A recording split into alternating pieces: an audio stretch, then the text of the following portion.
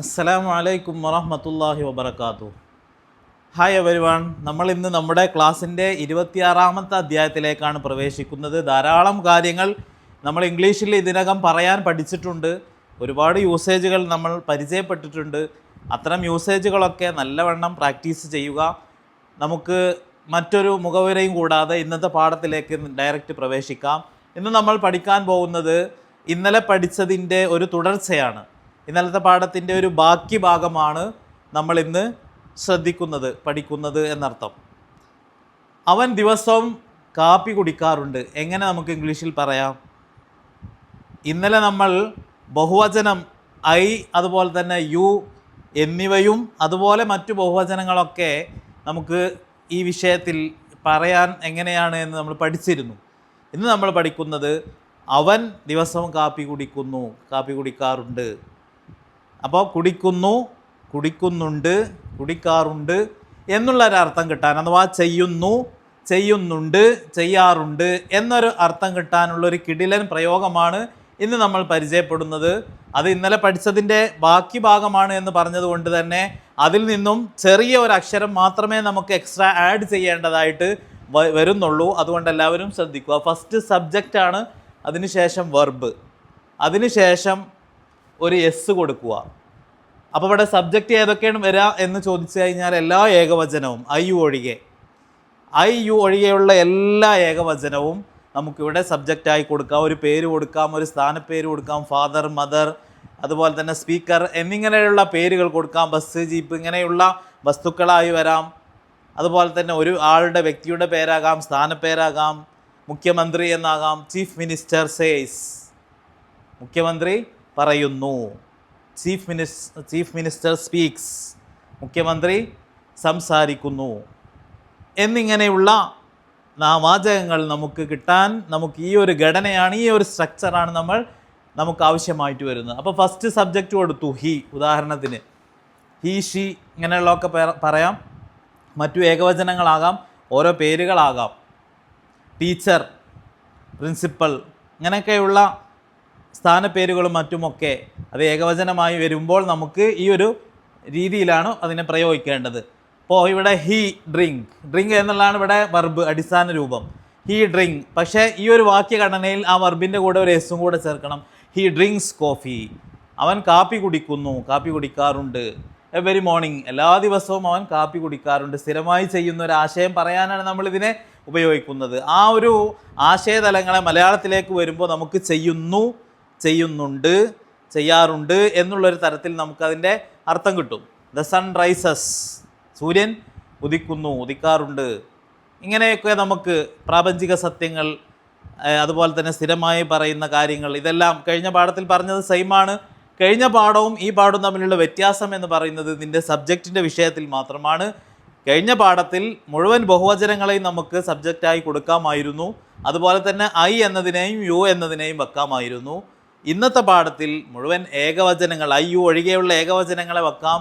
അതുപോലെ തന്നെ ഒരു സ്ഥാനപ്പേര്, ഏകവചനമായിട്ടുള്ളൊരു സ്ഥാനപ്പേര്, ആളുകളുടെ പേര്, ഇങ്ങനെയുള്ളതൊക്കെ വെക്കാം. ഒറ്റ വാക്കിൽ പറയുകയാണെങ്കിൽ, ഒറ്റ ലൈനിൽ ഇന്നത്തെ സബ്ജക്റ്റിൻ്റെ ഒരു മാനദണ്ഡം, ക്രൈറ്റീരിയ പറയുകയാണെങ്കിൽ ഐ യു ഒഴികെയുള്ള എല്ലാ ഏകവചനങ്ങളും ഇതിൻ്റെ സബ്ജക്റ്റായി വരാം. അതിനുശേഷം ഒരു വെർബ് കൊടുക്കുക, അതിനുശേഷം എസ് കൊടുക്കുക. അപ്പോൾ he drinks coffee every morning, അവൻ എല്ലാ ദിവസവും രാവിലെ കാപ്പി കുടിക്കുന്നു. ഹി ലിവ്സ് ഇൻ കൊച്ചി, അവൻ കൊച്ചിയിൽ താമസിക്കുന്നു. ഹി ലിവ് എന്നുള്ളതാണ് വെർബ്, അതിൻ്റെ ഒരു അടിസ്ഥാന രൂപം ലീവ് എന്നാണ്.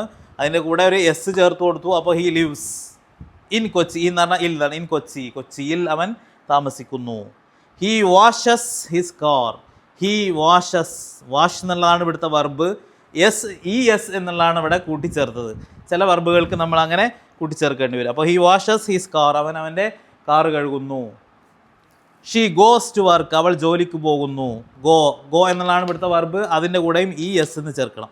ഷീ ഗോസ് ടു വർക്ക്, അവൾ അവളുടെ ജോലിക്ക് പോകുന്നു. She goes to his house, അവൾ അവൻ്റെ വീട്ടിലേക്ക് പോകുന്നു. ഹി ലവ്സ് ദം, ഇവിടെ ലവ് എന്നുള്ളതാണ് വെർബ്, അതിനുശേഷം നമ്മളൊരു എസ് ചേർത്തു. കാരണം എന്താണ്? സബ്ജക്റ്റ് എന്ന് പറയുന്നത് ഹി എന്നുള്ളതാണ്. അതുപോലെ തന്നെ നേരെ മുമ്പൊക്കെ പറഞ്ഞ ഷീ എന്നുള്ളതാണ് ഇവിടെ മുന്നിലുള്ളത്, മേൽ ഉദാഹരണത്തിലുള്ളത്. ഇനി ഏത് പേരാണെങ്കിലും അങ്ങനെ തന്നെയാണ്, സ്ഥാനപ്പേരാണെങ്കിലും അങ്ങനെ തന്നെയാണ്. മിനിസ്റ്റർ സ്പീക്സ്, മന്ത്രി സംസാരിക്കുന്നു. ചീഫ് മിനിസ്റ്റർ ഇനാഗുറേറ്റ്സ്, മുഖ്യമന്ത്രി ഉദ്ഘാടനം ചെയ്യുന്നു. ഇനാഗുറേറ്റ് എന്നുള്ളതാണ് വെർബ്. അതിൻ്റെ കൂടെ എസ് ചേർക്കുമ്പോൾ ചീഫ് മിനിസ്റ്റർ ഇനാഗുറേറ്റ്സ്, മുഖ്യമന്ത്രി ഉദ്ഘാടനം ചെയ്യുന്നു എന്നർത്ഥം കിട്ടും. പ്രധാനമന്ത്രി ഉദ്ഘാടനം ചെയ്യുന്നു എന്നാണെങ്കിലോ prime minister inaugurates. Prime minister loves him, പ്രധാനമന്ത്രി അവനെ ഇഷ്ടപ്പെടുന്നു. ഇങ്ങനെയൊക്കെ നമുക്ക് ഉദാഹരണങ്ങളിലൂടെ പറയാൻ കഴിയുന്നതാണ്. അതുപോലെ തന്നെ നമുക്ക് ഓരോ പേരുകൾ വെച്ച് നമുക്ക് പറയാൻ കഴിയുന്നതാണ്. അനസ് സെയ്സ്, അനസ് പറയുന്നു. സാജിദ് സെയ്സ്, സാജിദ് പറയുന്നു. അനീസ് സെയ്സ്, അനീസ് പറയുന്നു. Doctor Anees examines, doctor Anees പരിശോധിക്കുന്നു. ഇപ്പോൾ വെർബിൻ്റെ കൂടെ ഒരു എസ് ചേർക്കുക എന്നുള്ളതാണ് നമുക്കിവിടെ ആവശ്യമായിട്ട് വരുന്ന ആ ഒരു വാക്യഘടന. അപ്പോൾ ഇത് ഇത്രയാണ് ഉള്ളത്. ഫസ്റ്റ് ഒരു സബ്ജക്റ്റ് കൊടുക്കുക. ആ സബ്ജക്റ്റ് ഏകവചനമായിരിക്കണം. ഐ എന്നത് ആവാൻ പാടില്ല, യു എന്നത് ആവാൻ പാടില്ല. ഐ എന്നതിന് ഈ അർത്ഥം കിട്ടാൻ നമ്മൾ ഉപയോഗിക്കേണ്ടത് സബ്ജക്റ്റ് പ്ലസ് വെർബ് എന്നത് മാത്രമാണ്. അതായത് ഐ കം എന്ന് മാത്രം പറഞ്ഞാൽ മതി, ഐ ലവ് എന്ന് മാത്രം പറഞ്ഞാൽ മതി, ഐ സ്പീക്ക് മാത്രം പറഞ്ഞാൽ മതി, you go, you sleep, you write അത്ര മാത്രം പറഞ്ഞാൽ തന്നെ ഈ ചെയ്യുന്നു, ചെയ്യുന്നുണ്ട്, ചെയ്യാറുണ്ട് എന്നുള്ള അർത്ഥം കിട്ടും. അതേ സമയത്ത് ഐ യു ഒഴികെയുള്ള എല്ലാ ഏകവചനവും സബ്ജക്റ്റായിട്ട് വരുന്നു, നമുക്ക് ഈ അർത്ഥം കിട്ടുകയും വേണം എന്നുണ്ടെങ്കിൽ അപ്പോൾ ഉപയോഗിക്കാനുള്ള ഘടനയാണ്, ഈ സ്ട്രക്ചറാണിത്. Subject plus verb plus S. അത് ചിലതിൽ മാത്രം ഒരു ഇ എസ് ചേർത്ത് കൊടുക്കേണ്ടി വരും. She goes, he goes. അവൻ നിങ്ങളെ സഹായിക്കുന്നു, സഹായിക്കാറുണ്ട്. ഹി ഹെൽപ്സ് യു എന്നാണ് പറയേണ്ടത്. അവൻ എന്നതിന് ഹി, പിന്നെ ഹെൽപ്പ് എന്നുള്ളതാണ് വെർബ്. സഹായിക്കുക എന്നതിന് ഈ ഘടനയിൽ എസ് വേണം. He helps. പിന്നെ നിന്നെ എന്നുള്ളതിന് യു.